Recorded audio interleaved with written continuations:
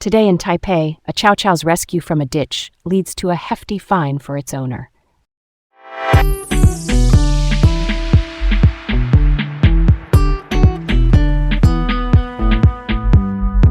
I'm Leah. And I'm Garrett. Welcome to Laid Back Local, the news of the day with Leah and Garrett from Taipei. All right, let's kick things off with this. In Chiayi County's Mingxiang Township, reports came in early March about a Chow Chow stuck in a drainage ditch.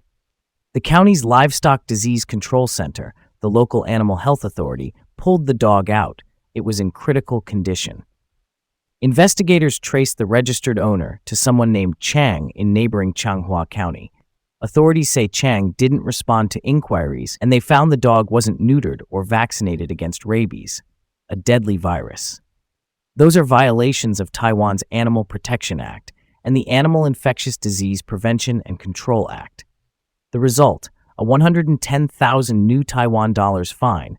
The dog was confiscated, and the owner is barred from owning, adopting, or caring for animals going forward. Officials stress that abandoning animals creates broader social problems, like more strays and higher disease risk. That's close to the heart of it for me. Real talk, that fine makes sense. If you take on a pet, you take on the basics: food, shelter, vet care, and in Taiwan, keeping up with shots and neutering. Those rules aren't red tape, they protect the animal and the community. The ban on future ownership also signals this isn't a slap on the wrist, it's accountability. Why the confiscation piece, though? Is it mainly because of the health violations and the suspected abandonment?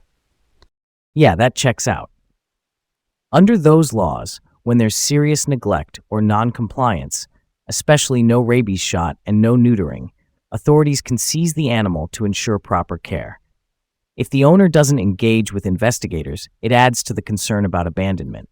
Confiscation basically puts the dog into a system where it can get medical treatment and a safer placement. Okay, let's move on. Tiger Air Taiwan got hit with a 150,000 new Taiwan dollars fine after a boarding mix-up last December. A passenger holding a ticket to Tokyo somehow boarded a flight bound for Osaka. The error was caught before departure and corrected, but it still triggered penalties.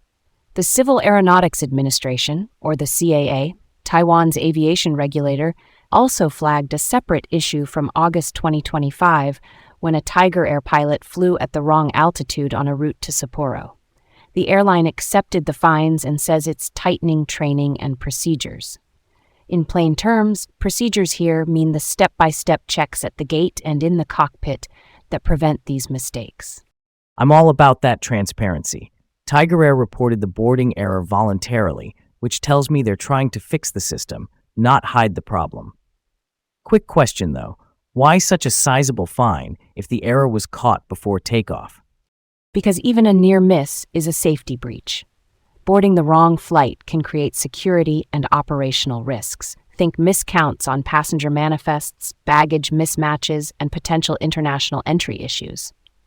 The CAA uses fines to enforce discipline. It keeps airlines sharp so these checks are muscle memory. And paired with the altitude incident, regulators likely wanted to underscore that standards are non-negotiable. Next up, signal issues on Taiwan high-speed rail in Miali today. During a pre-operation inspection, crews found a signal anomaly. The system that tells trains when it's safe to proceed wasn't behaving as expected. Trains had to run single track through the area, meaning both directions shared one track for a stretch. That slowed everything down. Some trains were canceled, schedules were adjusted, and terminal stations kept a tempo of around 3 departures per hour to keep flow steady.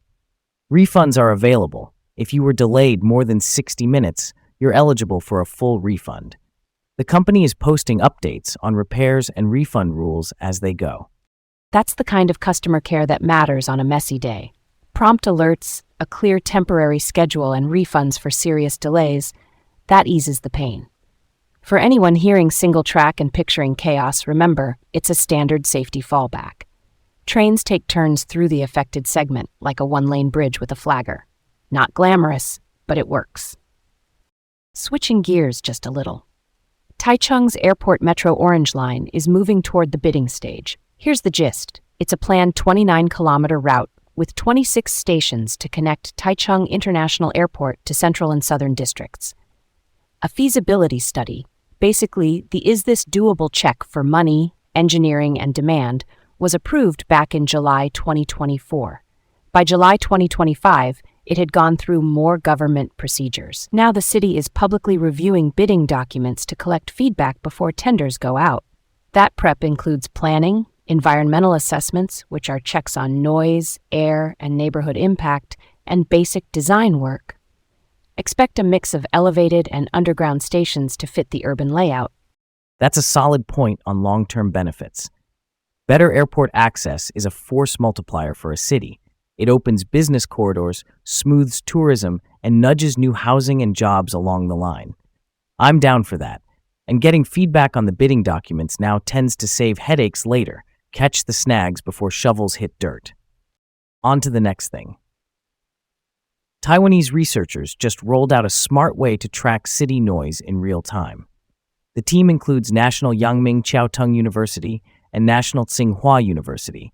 Both are top engineering schools, and Academia Sinica, which is Taiwan's national research academy.